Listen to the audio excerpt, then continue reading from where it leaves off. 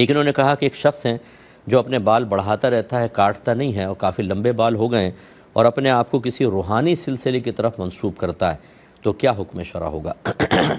دیکھیں، روحانی ہو یا طوفانی ہو، بہرحال شریعت کی فالوئنگ، شریعت کو فالو کرنا، شریعت کی رعایت کرنا، اگر وہ روحانی اپنے آپ کو کہتے ہیں، مذہبی کہتے ہیں، تو وہ بدرجہ اولیٰ ان کو کرنی چاہیے۔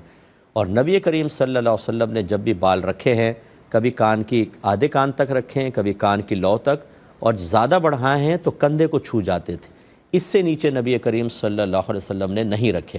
تو یہ تو عمل سرکار کا ثابت ہوا، اور سرکار نے ارشاد فرمایا کہ جو مرد عورتوں کی مشابہت اختیار کریں اور جو عورتیں مردوں کی مشابہت اختیار کریں، ان پر اللہ کی لعنت ہے۔ اس کا نتیجہ پھر یہ نکلا، ہمارے علماء فقہاء نے ارشاد فرمایا کہ مرد کندھے سے نیچے بال نہیں رکھ سکتا، کندھے تک چونکہ نبی کریم سے ثابت رکھ سکتا ہے، کندھے سے نیچے رکھے گا تو یہ عورتوں کی مشابہت میں آ جائے گا، اور اس پر پھر اللہ تبارک و تعالیٰ کی رحمت نہیں بلکہ جسٹ اپوزٹ چیز نازل ہوگی۔ تو یہ جو اپنے آپ کو یہ سمجھنا کہ ہم مذہب کی طرف مائل ہو گئے ہیں، تو خود مذہب کا مذاق اڑانا، اس کی پابندیوں کی دھجیاں بکھیر دینا، اور یہ ثابت کرنا کہ جی ہم تو فقیر لوگ ہیں، ہم تو درویش لوگ ہیں، ہم تو روحانی سلسلے تعلق رکھتے ہیں تو ہمارے لیے خصوصی رعایتیں ہوں گی، ایسا کچھ بھی نہیں ہے۔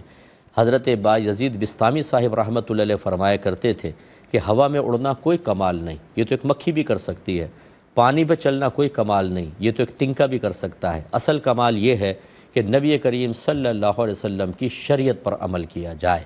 تو یہ اس طرح کے جو سلسلے کا کوئی شخص ہے کہ جو خود شریعت کا مذاق اڑا رہا ہے اور اپنے نبی کریم صلی اللہ علیہ وسلم کے فرمان اس کی نگاہوں میں حقیر ہو چکے ہیں، بتائیے یہ کیا کسی کو ہدایت دے گا اور کیا کسی کو اللہ سے ملائے گا جو اس کے نبی کی بات ماننے کے لیے تیار نہیں؟ تو اگر کوئی بھائی ایسا سن رہا ہے، ناراض نہ ہو، آپ میرے بھائی ہیں، مجھے آپ سے روحانی محبت ہے ایک بھائی ہونے کے اعتبار سے، لیکن خدا را اگر آپ ہی شریعت کو فالو نہیں کریں گے تو آپ کے متبعین آپ سے بڑھ کر شریعت کے خلاف چلیں گے، اور میدان معاشر میں ابھی تو شاید آپ کو مجھ پر غصہ آئے گا، لیکن جب یہ سارے کھڑے ہو کر اللہ کی بارگاہ میں فریاد کر رہے ہوں گے کہ اللہ تعالیٰ جس کو ہم نے رہنما بنایا تھا، اس نے تو ہمیں گمراہی کی طرف مائل کر دیا تھا، آج اس کی گرفت کر۔ یہ حدیثوں میں اور قرآن کے مضامین میں آپ کو بتا رہا ہوں کہ جو امام ہوں گے، جو لیڈر ہوں گے، ان کے متبعین ان کو برا بھلا کہیں گے اور وہ ان کو برا بھلا کہیں گے، اور اللہ تعالیٰ دونوں کو جہنم میں ڈال دے گا۔ تو اس لیے اللہ کے خوف پیدا کریں، غصہ کرنے کے بجائے